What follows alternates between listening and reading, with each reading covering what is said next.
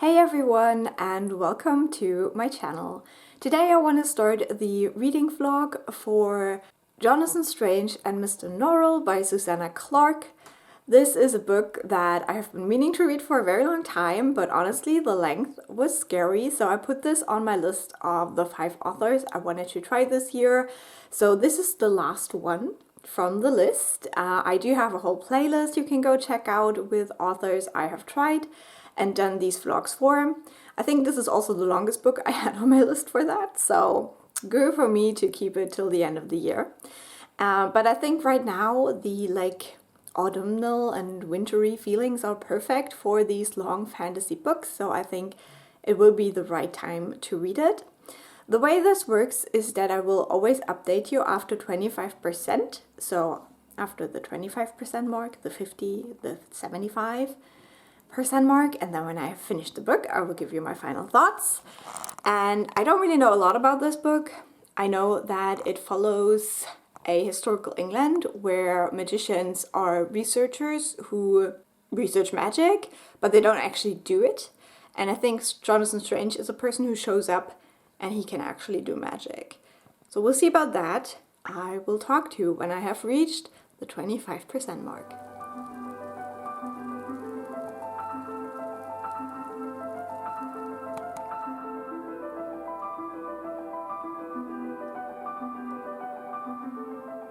So I'm currently 25% through Jonathan Strange and Mr. Norrell, and so I wanted to give you my quick first update, tell you a little bit more of what this book is actually about now that I have gotten into it, and tell you my first impressions. In this book we have basically in England where there is no more magic. All the magicians just study it theoretically, but they do not practice magic anymore. But then there is this new player on the scene, Mr. Norrell, who is practicing magic, and his goal is to bring magic back to England and to help defeat the French during the war. So this is set in the early 1800s, and we basically start out with a different character. I think his name was Mr. Secundus or something like that.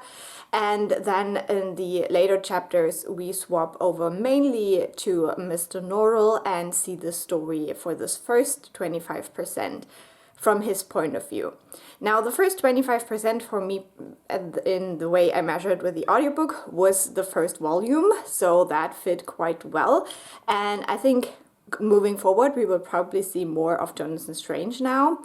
But yeah, in this world we do have all of these gentlemen doing gentlemanly things, talking among themselves, and what I think is quite interesting is the way that this society is portrayed, that we see kind of the whole performance of it as well. Mr. Norrell is a person who doesn't really like to be out in society a lot, but to reach his goal he knows that he has to find allies who will advocate for magic, because practicing magic is seen as something a gentleman doesn't do, so he has to break up this stereotype. And so in that way he is kind of progressive, but at the same time he's also like very weird about it, and he basically thinks that no other magician in his lifetime can be of any value, and he basically wants to destroy them all and to make them go away. And so he's not really a nice person. It's not really like great to read from his point of view, but at the same time you also feel kind of sorry for him, because he really isn't a happy person either. He just really wants to do his duty, but he also has this like very particular view of what his duty is exactly. And so when he starts to have more people who kind of allow him to be part of the war effort against the French, he also aggravates them sometimes, because they're like, yeah, what we could really use would be a spell that does this, and he's like, oh no, we can't do that. So yeah, it's just very interesting to watch that, and to watch the way that he perceives himself and how you perceive him while you're reading the story. There is quite a few other characters of interest that we got introduced to in this first quarter. There is this street magician called Winkelus, and he seems to be kind of a fraud, but at the end of this first quarter, we also learn some things about him that are quite interesting. And so he is very much vilified by Mr. Norrell because he does not appreciate street magicians whatsoever. We also have kind of someone who's employed by Mr. Norrell, Childemus. Since I'm reading the audiobook, it's always really hard for me to kind of picture the names, and so I can't really retain them very well, but I think that is kind of how they say it. And that is a very, very intriguing person as well, because he seems to be able to really tell the future. He has a deck of kind of like tarot cards. They call them differently, Marsalian cards, something like that. Not quite sure. There's probably like a historic reference to that that goes over my head. But yeah, that character is very, very intriguing and interesting, and I love whenever he's on the page. And then we have a character called Stephen Black. Stephen Black is a black man, and he is employed by one of the people that Mr. Norrell wants as his ally. And Stephen kind of gets sucked into a spell in a way, and kind of gets introduced into the fairy realm. And so we do have quite a bit about fairies in this book as well. And if you know anything about me, I'm not really a fan of fairies in the way that they're used in like modern books, but in this one it works for me because these are very much the dark, like fairy tale fairies, like the ones where they introduce you to their realm, but it comes with a steep price and stuff like that. So I'm really enjoying that aspect of the story, surprisingly. Now, while I'm reading this, I always have this thought of like, Tolkien would have either loved or hated this, or a little bit of both, but he probably would have had very strong feelings about this book. And that also makes it kind of fun, because I'm a big Tolkien girl, you know that. And yeah, this whole incorporation of how the magic works and the fairies and stuff, it's very English in its approach to the story. And I think that is fascinating. It is also, in a weird way, a very cozy story, even though some like dark, horrible things happen. But you know, the way that these historical settings just can have this like cozy note to them, just because everything is kind of slow. They have to take their carriages, and they don't really have to do a lot in their everyday lives because they just didn't have like our obsession with like meetings in time and all of that. So in that way, it does have this like cozier feel, and it's perfect for the season. So if you plan to pick this book up, I would highly recommend doing it right now. What I also want to say is that we don't really learn a lot about how the magic works. Actually, we do see the magic in effect in some instances, and I really love the kinds of magic we explore with this. Sorry, the cat.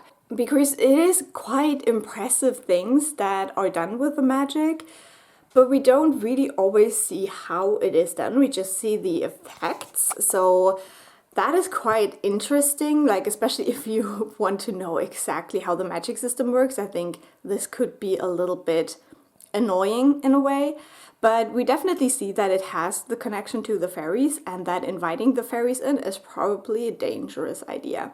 We also have this whole myth about the Raven King in the background of the story. We don't really learn a lot about that in the first quarter of the book, so I'm intrigued to see what reveals we'll have with this. But there seems to be a prophecy about two magicians who bring magic back to England. And from the title of the book, you can guess who these magicians are. Someone is like melodramatic right now. Don't you dare scratch the wall.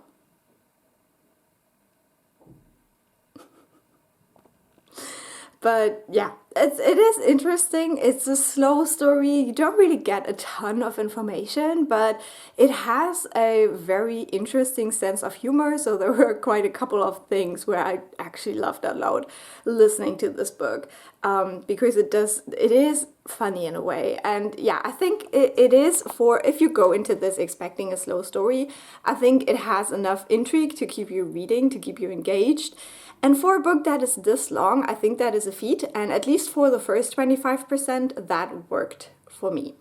One other thing I wanted to mention at the beginning of this video is that I chose the new 20th anniversary edition of the audiobook. Now, I was struggling a little bit because there are two versions. I think it is the American and the British version. And one is longer than the other, and one lists Neil Gaiman as a narrator and one doesn't. And the thing is that obviously with everything going on, I do not want to support Neil Gaiman in any way. I don't want him to profit of me in any way. So I was thinking about getting the old audiobook version, like the original one, where he wasn't involved at all. But honestly, I listened to the sample and it wasn't working for me somehow. So I decided to go with the full length one, like the one that has the introduction and has all of the footnotes and stuff like that. I do not know if the shorter 20th anniversary edition audiobook just excluded the footnotes. I'm not sure about that, but I asked some friends who've read the book and they said that the footnotes are important. So I just decided to go with this version because I didn't want to miss out on the content. But yeah, it is a difficult decision to make. So if you're also interested in getting the audiobook, I just wanted to make you aware of this and just tell you my decision process, even though it isn't perfect, but none of us can make perfect choices. So I wanted to be honest and open about that. So that's the first quarter. I'll check back in with you when I'm 50% through.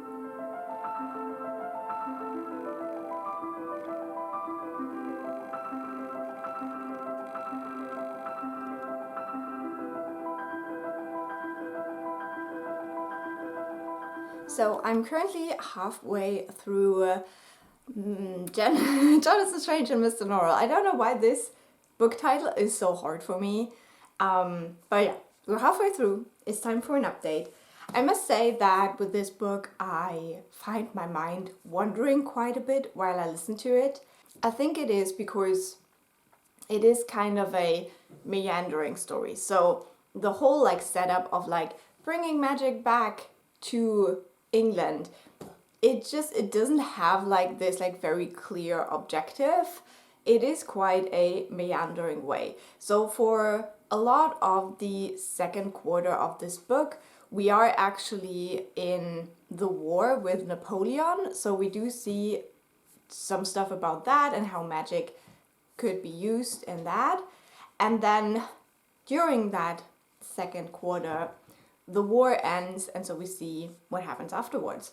But it's like never really like you have, you have like a goal you try to achieve that is like more concrete. It's always just this like very open-ended goal of like bringing the magic back and making the public accept magic again, and just the things that you can do to achieve that. So I think because of that, it doesn't really have any highs. It doesn't really have any like points of like extra intrigue. It's just like something you can like listen to very nicely, and it's just interesting, but it's like never something that, I have to keep reading and I have to know what happens next. So it is kind of a weird experience for me because it's just something that is sometimes a little bit like washing over me, especially if I am doing other things at the same time. If I'm like doing stuff around the house and listening to the audiobook, it just kind of washes over me, and sometimes I listen to like 2 hours of the book and afterwards I'm like, yeah, what exactly happened in those 2 hours? You know what I mean? It's not that I'm not paying attention, but it's just that there's no highlights that really stick in your mind. So in that regard, it is interesting. This is definitely not going to be a new favorite book, I'm pretty sure. And another thing that just makes this a little bit hard for me to engage with is that I'm a character-driven reader first, and I feel like because of the way this book is written and because of this like gentlemanly thing, I do not get a good grasp on these characters. I think, as I said in my previous update, Mr. Norrell isn't really like a great person, but at the beginning you do feel kind of sorry for him. But I must say that like the more you learn about him, you know, the more you get to know him. I feel like the less you feel sorry and the more you're just like, yeah. So that is interesting, but like still I don't really know him. I do know like his motivations and how people perceive him, how he perceives himself, but I don't feel like I really know him. And similarly, let me just accommodate the cat.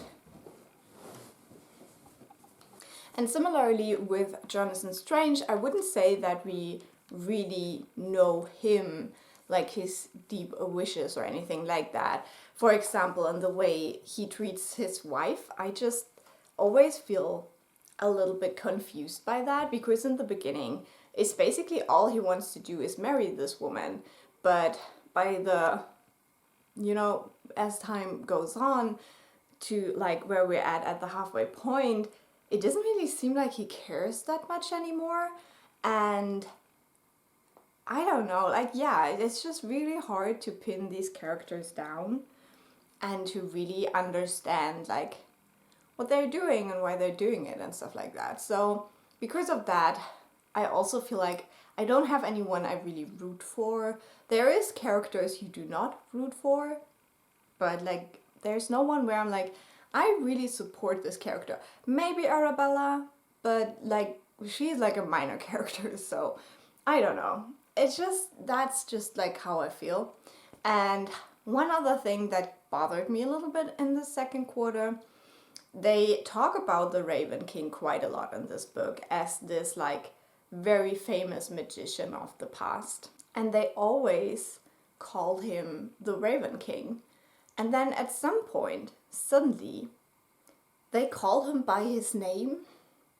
And it took me quite a while to figure out that that is not another famous magician from the past, that is in fact the Raven King. And after that point, they just use his name. And I don't know why. It is not like it makes sense in the story in any way that someone learned the name and now they use it or anything like that. They just like changed the use of his name in the middle of the book, and I just don't get it. So this might sound a little bit negative. It's not. It's fine. So far it's a fine book, and we'll see where it goes, and I will continue listening to it.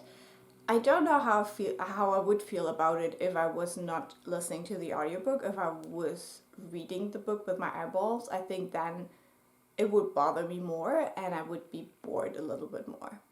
But yeah, I'll update you again when I have read the next 25%, so I'll see you there.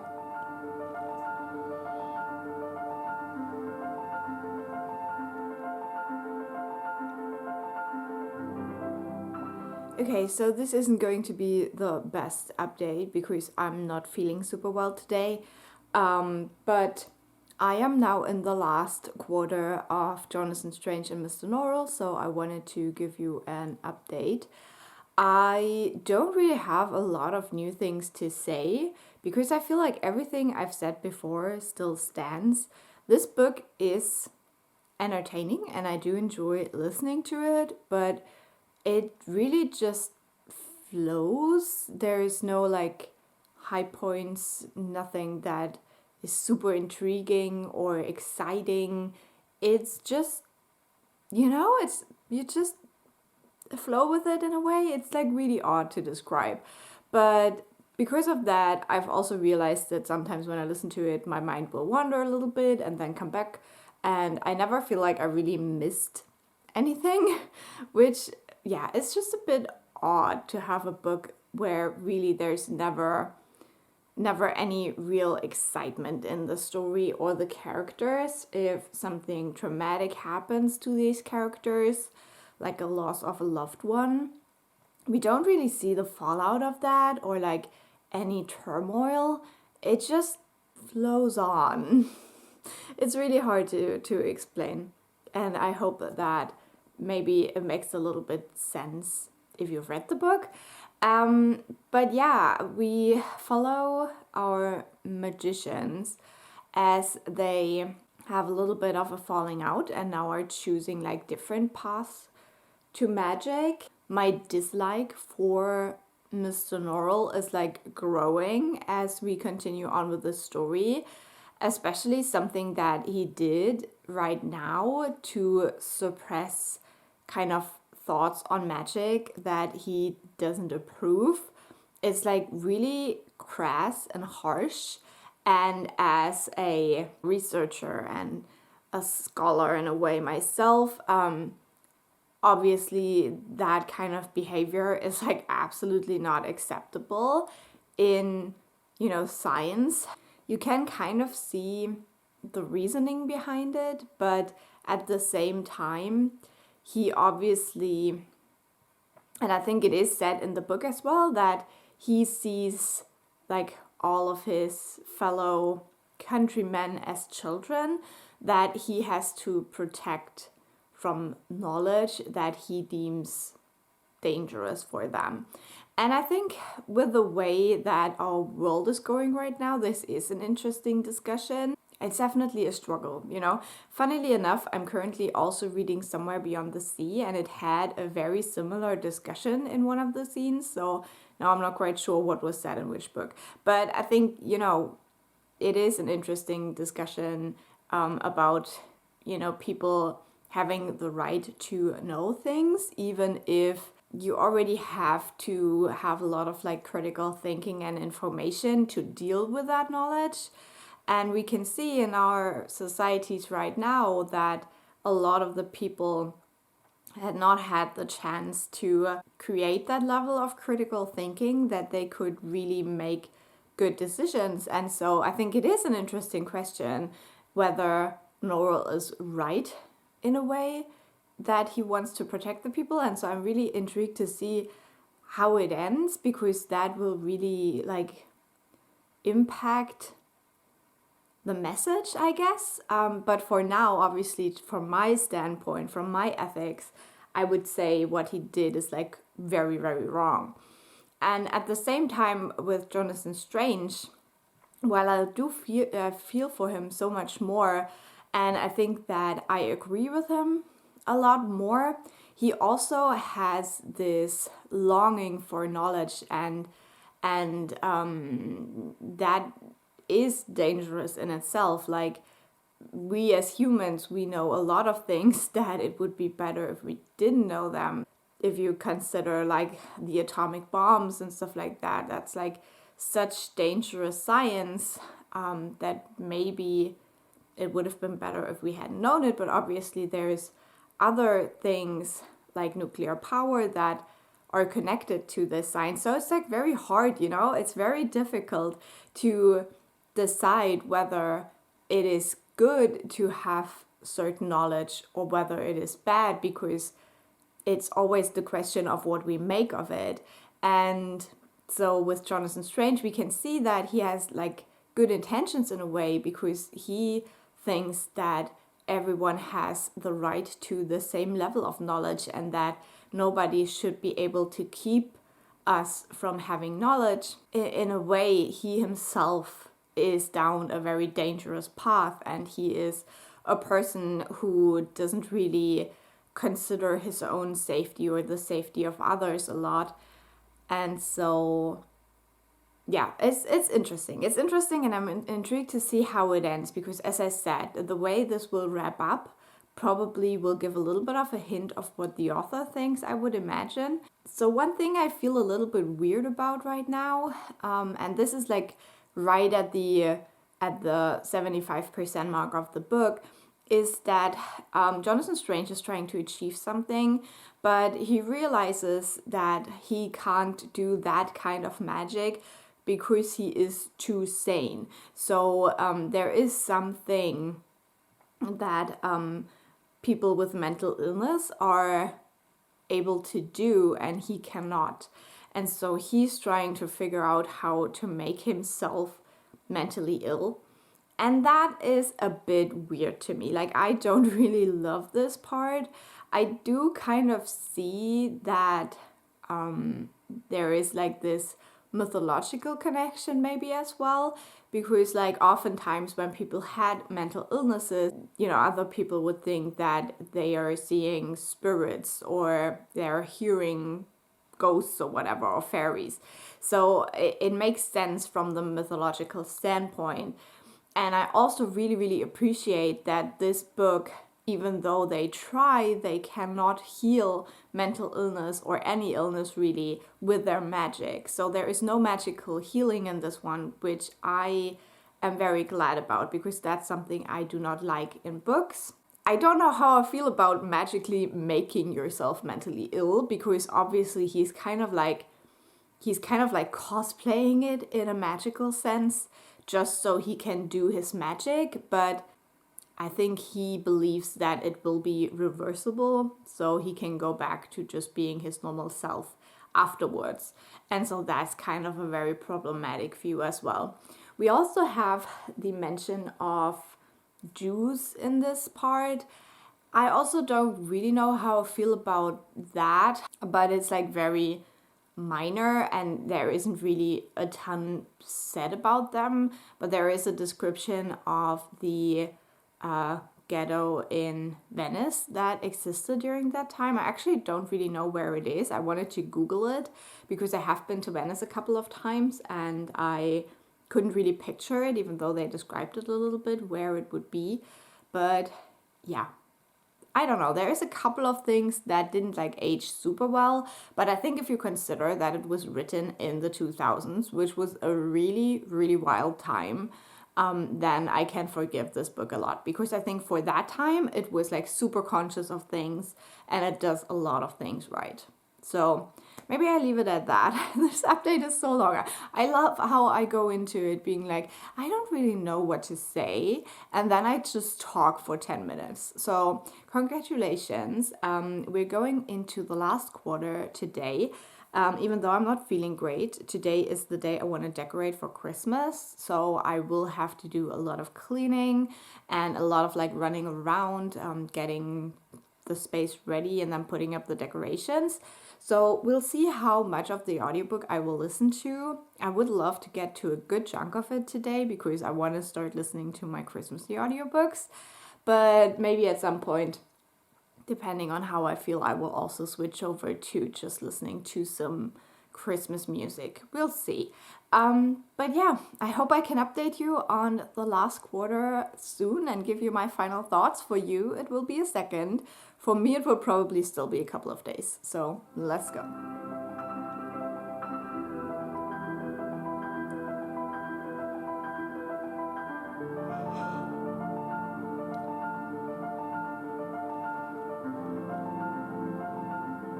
So we have come to the end of this vlog. I do not have too much battery left on my camera, so I'll try to finish this up quite quickly. Also, I have a cat on my lap, so I'm in a little bit of an awkward angle right now, and I have a migraine, so it's not going great for me today. But I really wanted to finish this vlog off because it was a very interesting time, to be sure. I have finished reading Jonathan Strange and Mr. Norrell yesterday, and yeah, what a ride this has been. I think in the end I will give it 4 stars. I think this was a very interesting book, and I talked about a bit of the themes yesterday. No, it was not yesterday. It wasn't yesterday for me, and it sure as hell wasn't yesterday for you, like in the last clip. But yeah, I did enjoy this. I think the ending was a bit more emotional for me than I had expected. There is definitely some characters that I did really care about. I think my favorite character is Gildamus, followed by probably Arabella, even though I think we should have seen more of her, and then also Stephen Black. I think these are the characters that I loved reading about the most. I think that Jonathan Strange is also a very fascinating character that I still haven't gotten like the full like picture of. Yeah, I can't really talk about it without spoilers, but like something he says at the end, I think it's like probably the last thing he says. It's just so fitting and so cute, and I just wanted to give him a hug. I think it's also so fascinating to look at Mr. Norrell. He's definitely a character that you have a ton of like very conflicting feelings about when you read this book. As I described, you start out kind of feeling sorry for him, but then also there's this weird connection. If you are an introvert bookworm, you can totally understand that he prefers to sit in his library and read books. And then I feel like he gets more and more out of touch, and you start being mad at him and not really understanding why he is the way he is.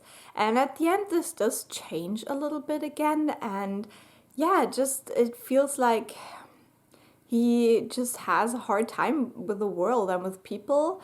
And in the end, you kind of almost feel sorry for him again, but in a very different way. And yeah, it's like hard to describe. So it's definitely interesting. I wouldn't say that we get like the deep dive with the characters that we would, for example, get in a Robin Hobb book, but I think still the characters were quite intriguing, and there is quite a few characters that just get sucked into stuff that is way over their heads, and they deal with it so well. And I also just really loved how it all concluded in the end. I mean, in the end, it was all the weirdest luck, basically. And I kind of love that, you know, because magic is chaos.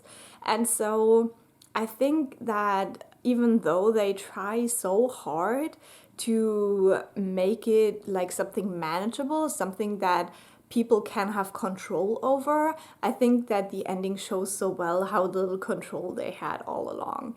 And I really appreciated that. It was a fun time. Now, is this a book for everyone? Absolutely not.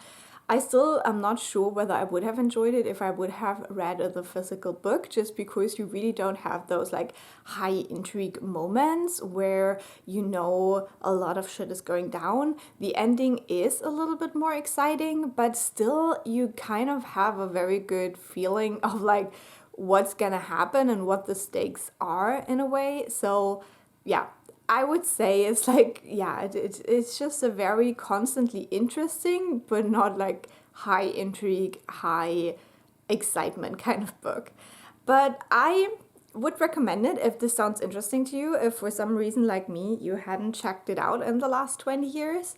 I did enjoy the audiobook as well, but it's not a standout like for, you know, doing a new audiobook after 20 years. I don't really know if that was like absolutely necessary. I think it would have been more interesting to maybe, yeah, do like a graphic audiobook or something about this. But I also don't know how this like 20th century edition varies from the original book, like whether they changed anything in the text or whether it is just like a new foreword and stuff like that. So I really haven't looked into that a lot, but if you know anything about that, I know I have a couple of viewers that are just so much more informed than me, then please let me know in the comments, and for everyone else. But I think that's all I'm gonna say for the spoiler-free part. I want to go into a couple of spoilers before we end the video, and I don't want this video to be 10 hours long, because to be honest, I don't have a lot of time for editing this week. So let's get into a couple of spoilers. If you have not read the book and you don't want to be spoiled, then thank you so much for watching. I hope you have the best rest of your day, and subscribe if you haven't already. Leave a like for this video, it really helps me out. Leave a nice comment, let me know whether you're now interested in this book or whether you want to stay away from it. And yeah, for everyone else, let's go into a couple of spoilers for the end. I must be honest, like as I said, Childemus is my favorite character in this book, and I think one reason for that is that he has such a weird position in this whole story. It is very hard to predict where his journey will go, but you always know, like from the first moment, you know that he's gonna be important. And I love that. And I love that he is like serving Norrell in a way, but then also he's not a servant. And I think that just was such an interesting perspective. I absolutely loved the way that his story ended with him finding what's his name, Winkelus, as the book, and how they ended up in this meeting at the end and trying to share what the book says with other people, but then no one can read the book because no one can read the script, basically. He was just great. The moment Lascelles attacked him, I was so furious. I was so furious with Norrell as well, that he sent him away, that he let himself be manipulated like that. And that was that.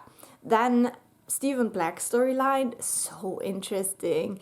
I think that I felt the most sorry for him because he is a character that absolutely knows how precarious his position is, but because of the attentions of this fairy lord, he gets into like the most difficult positions and he can't really do anything about it. I think he's so smart about his interactions with this fairy person, and he has like the perfect way to deal with that. And it's probably because he was prepared to deal with like dangerous people all his life as a black man in Britain during that time. He had to be on guard all the time, and he had to be deferential, is that how you call it, like not, you know, have an own opinion and stuff like that, or like really hide it really well in like compliments and stuff. And so I thought that was a very interesting perspective. And obviously the fairy doesn't really understand why Stephen doesn't want to be the King of England.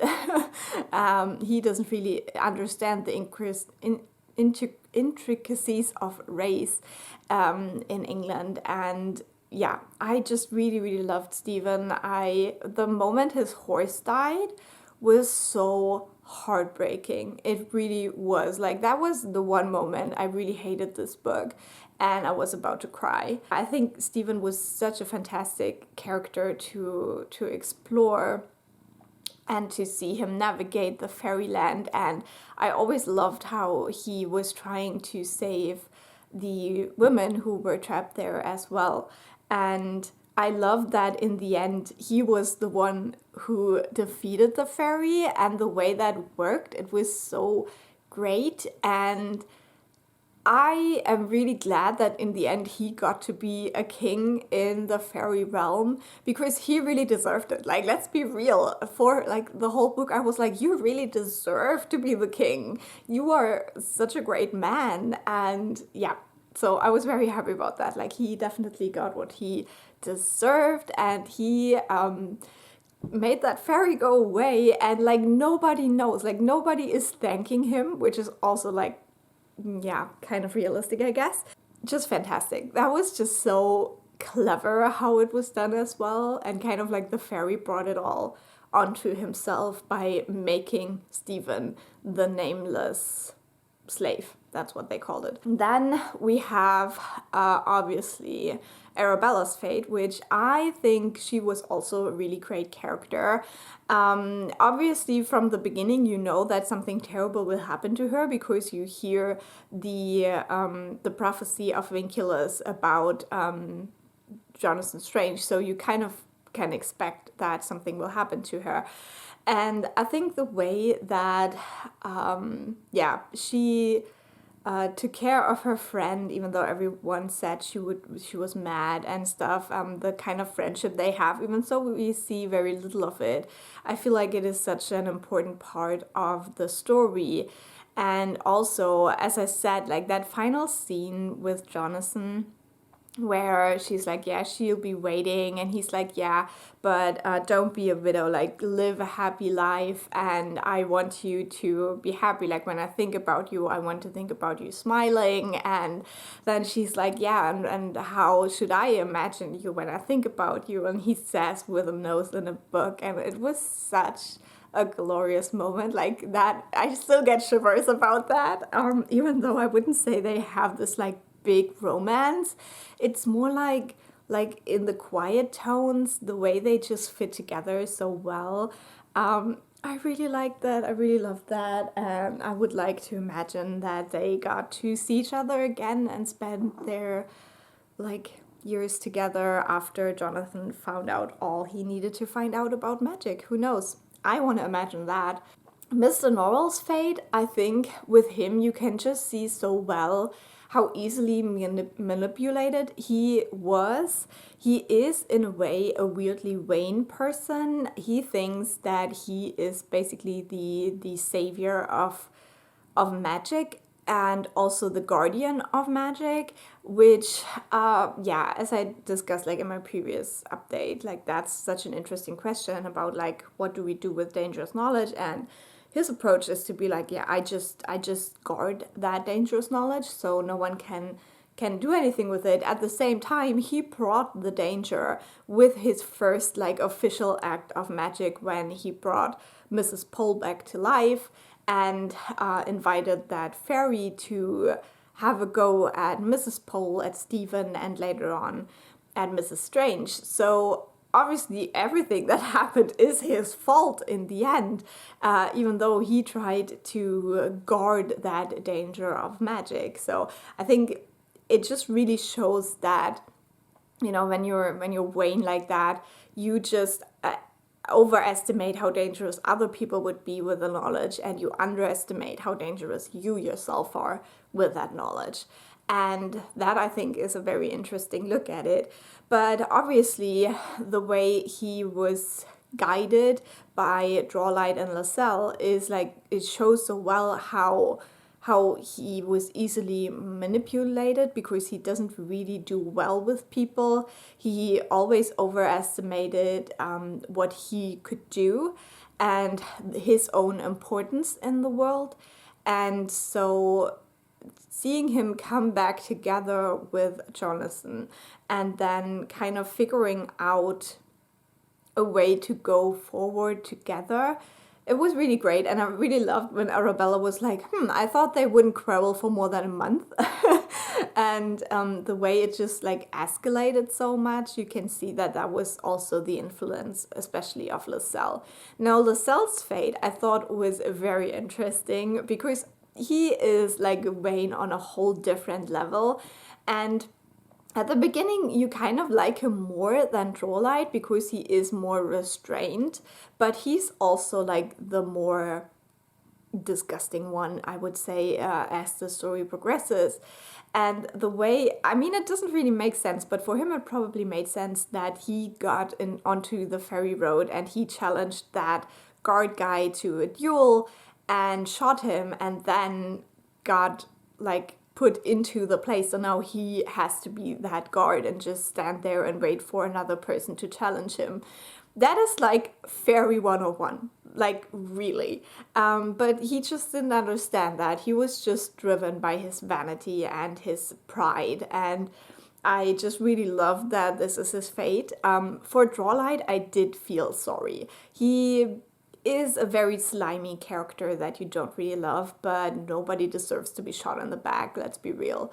Yeah, I did feel sorry about that, but it just like how it all came together in the end, it just really made it work. And as I said, I just loved the way that it showed how chaotic the magic is, because obviously Strange and Norrell were trying to send a message to the Raven King, who, you know, we still don't know much about him, but instead they send the power to Stephen, and Stephen then defeated the fairy. And also like that moment when the fairy did the magic to bring them to his worst enemy, they showed up in the middle of a field and it was Stephen all along.